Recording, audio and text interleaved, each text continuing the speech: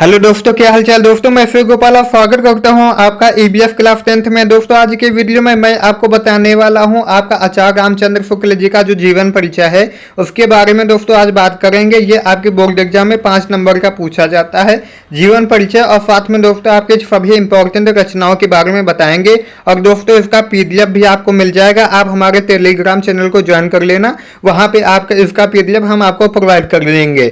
इसका दोस्तों जीवन परिचय के पहले आपको यहाँ पे जीवन रेखा लिखनी होती है।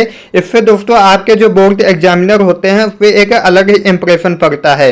तो दोस्तों ये आपका हिंदी गद्य का पहला चैप्टर है। इसका आपका आचार्य रामचंद्र शुक्ल जी ने लिखा है। ये मित्रता आपका लेखन है। इसमें दोस्तों आपका जीवन रेखा में पहले लिखना होता है आपका यहाँ पे जन्म दोस्तों हम लिखेंगे जन्म सन 1884 ईस्वी में इनका हुआ है। इनका मृत्यु सन 1941 ईस्वी में हुई थी।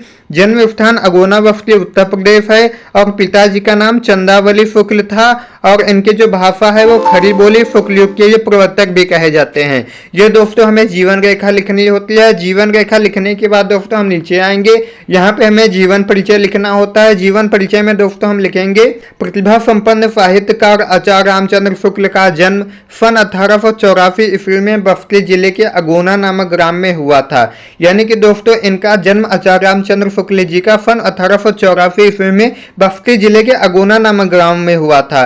फिर दोस्तों इनके पिताजी का नाम पंडित चंद्रवली शुक्ल था। इनके पिताजी का नाम चंद्रवली शुक्ल था, और रामचंद्र शुक्ल ने हाई स्कूल की परीक्षा मिर्जापुर जिले के मिशन स्कूल से उत्तीर्ण की।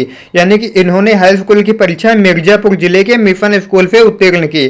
फिर दोस्तों हम यहाँ पे लिखते हैं इंटर की परीक्षा का अंतिम वर्ष होने पर विद्यालय छूट गया। यानी कि इनका जो अंतिम कक्षा थी उसके पहले इनका स्कूल छूट गया। फिर हम दोस्तों लिखते हैं न्यायालय में नौकरी मिलने पर भी छोड़ना पड़ा। यानी कि उच्च न्यायालय यानी कि न्यायालय जो होता है उसमें इन्हें नौकरी भी मिल गई थी, लेकिन इन्हें छोड़ना पड़ा। बाद में मिर्जापुर के मिशन स्कूल में चित्रकला के अध्यापक हो गए। यानी कि मिर्जापुर के मिशन स्कूल में ये चित्रकला के अध्यापक हो गए। फिर दोस्तों इन्होंने स्वाध्याय से हिंदी, अंग्रेजी, संस्कृत, बांग्ला आदि भाषाओं का अच्छा ज्ञान प्राप्त किया। इन्होंने स्वाध्याय से हिंदी, अंग्रेजी और संस्कृत, बांग्ला आदि भाषाओं का अच्छा ज्ञान प्राप्त किया। फिर दोस्तों पत्र पत्रिकाओं के लिखने के बाद में इनकी नियुक्ति काशी हिंदू विश्वविद्यालय में हिंदी के प्राध्यापक पद पर हो गए। बाद में हिंदी विभाग के ये अध्यक्ष पद पर भी सुशोभित किया। इसी पद पर कार्य करते हुए सन 1941 ईस्वी में इनका स्वर्गवास हो गया। ये दोस्तों आपको जीवन परिचय लिखना होता है। आपके बोर्ड एग्जाम में 80 से 100 वर्ड में आपको लिखना होता है। फिर दोस्तों आ जाते हैं हम नीचे। तो दोस्तों यहाँ पे हमें इनके रचनाओं के बारे में बताना होता है। इनकी रचनाएं दोस्तों पहले हम लिखते हैं निबंध संग्रह, इसमें चिंतामणि विचारवे थी। फिर दूसरा लिखते हैं इतिहास, इतिहास में हिंदी साहित्य का इतिहास। दूसरा है आलोचना, आलोचना में हम लिखते हैं सूर्यदास, रस मीमांसा और त्रिवेणी।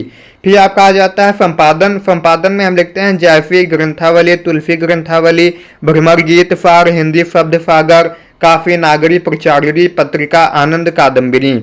ये दोस्तों आपके रचनाएं हो जाती हैं। फिर दोस्तों हम लिखते हैं भाषा, भाषा में दोस्तों हम लिखेंगे संस्कार निष्ठ शुद्ध परिमार्जित खड़ी बोली।